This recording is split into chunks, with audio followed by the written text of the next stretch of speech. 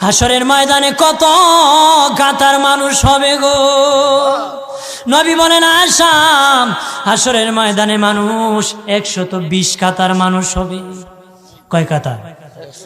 আয়েশা রে, হাসরের ময়দানে 120 কাতার মানুষ হবে।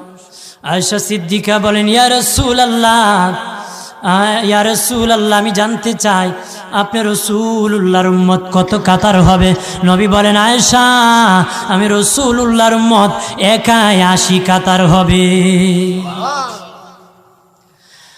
আয়েশা বললেন ইয়া রাসূলুল্লাহ, দিনের নবীজি 80 কাতার দিয়ে আপনার উম্মত হবে, আপনার উম্মতকে কেমনে আপনি চিনবেন?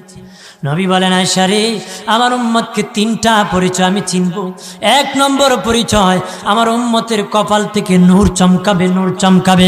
নবী বলে বাবা সাহাবীরাম, অসংখ্য ঘোড়ার মধ্যে যদি কিছু চান কপাল্লা ঘোড়া হয়,